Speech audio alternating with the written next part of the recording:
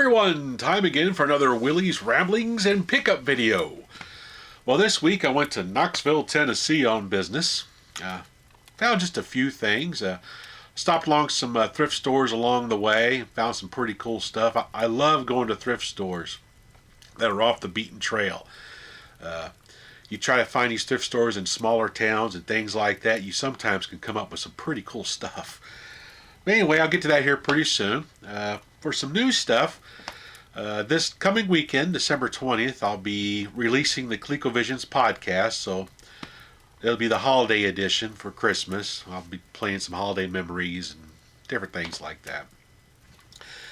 Just recently released a new episode of the Channel F Files with an interview with Mr. Nick Talasfor, who's the mechanical designer of the Fairchild Channel F. It's a pretty interesting interview to listen to.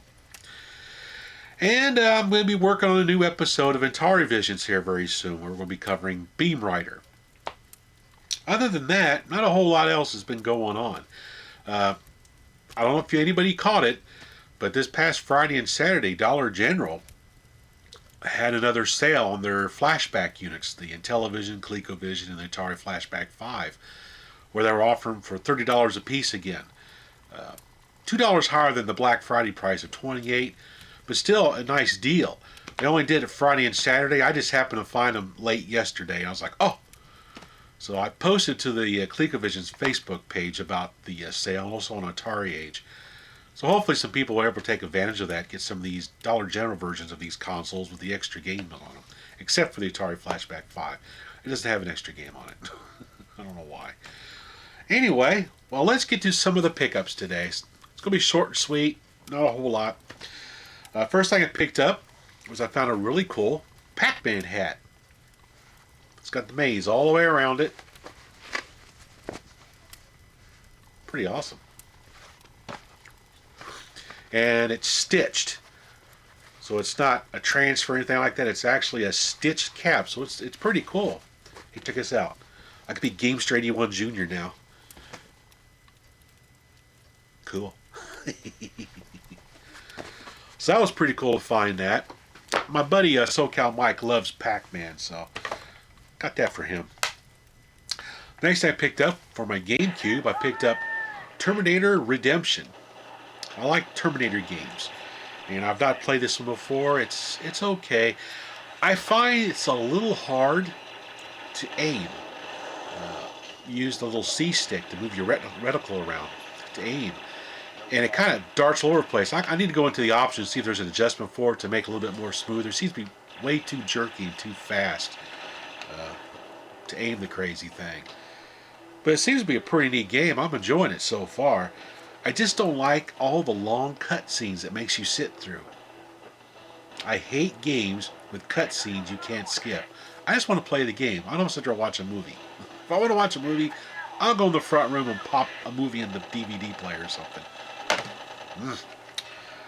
Next thing I picked up for my Sega Saturn was Jurassic Park: The Lost World. Pretty neat game. Basically, you take the role of different dinosaurs and also the humans and things. And I've spent some time with this because I'm having trouble getting by even the first level with that little raptor-looking little critter running around. But it's a pretty fun game. It's not bad at all on the Sega Saturn. So, looking forward to spend some more time with that. Next thing I picked up for my Atari Lynx is I picked up Rampart for the Lynx. I love Rampart. It's a fun game. I used to play in the arcades. Basically, you have these castles. You place your cannons, and you have to defend your castle against these ships offshore. And you can shoot at them. And you can repair your castle to continue the game. But you've got to fully enclose your castle, otherwise the game will end on you.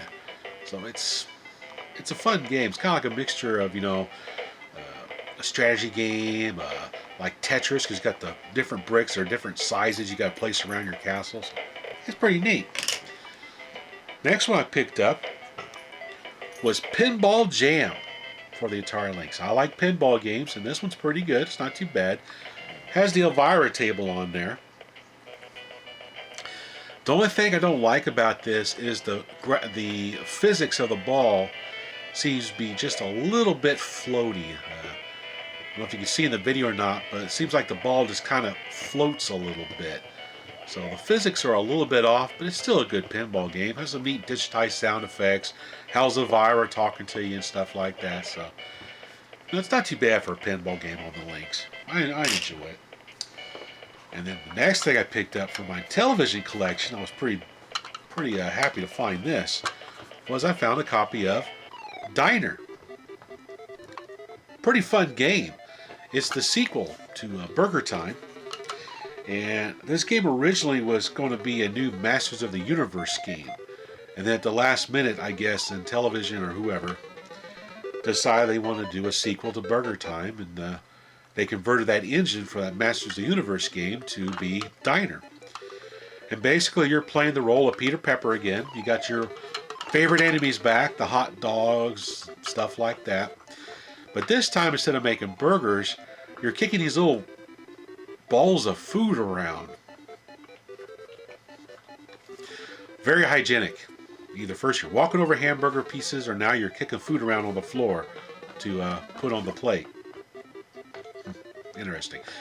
The gameplay is a lot of fun, actually. It's got that 3D isometric view. And when you kick the food, it'll roll for a certain amount of distance and drop down to the next level. And you can, cause the ball of food to run over enemies, which causes them to disappear. It's a lot of fun. Things I don't like about the game is when you defeat an enemy, you kick a ball of food over him, and it gives you the points, and then he disappears, stuff like that. They'll reappear right where you killed them. I don't like that, because if you hit the guy and you're running through that area to try to get by, he'll respawn right there on top of you. Don't care for that. It should come off to the side of the screen, not right on top of you, right where they died. It's not too good. Control-wise, it's not too bad. I find a little trouble getting lined up with the little balls of food every once in a while, but overall, it's a really fun game. I really enjoyed it. First time I've ever played Diner. I don't think I've even played it in emulation before. So, pretty cool. The only one other thing that's interesting about this game is, for some reason, I can't start the game on that Sears Super Video Arcade game I've got, the console. Runs fine on my System 3, but I put in the Sears and Television Super Arcade, I can't start the game. Likewise, my IntelliVoice won't work on that video arcade either, but it works fine on the System 3.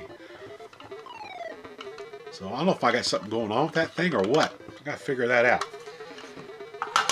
And then the last thing I picked up this week while I was on my business trip is I found a Honeybee adapter. So you can play Famicom games on your Nintendo. You just take a little game, like so, and you just plug it in, boop, then insert it into your Nintendo machine, and voila! You're playing a Famicom game. And of course, one of my favorite Famicom games is Galaxian. I love Galaxian in the arcade, because I like Galaga too, the sequel, but Galaxian I like Galaxian for some reason. I don't know why. I just really, really like that game. Anyway, next week I'll be heading down to Arkansas. Maybe I'll find some stuff down there.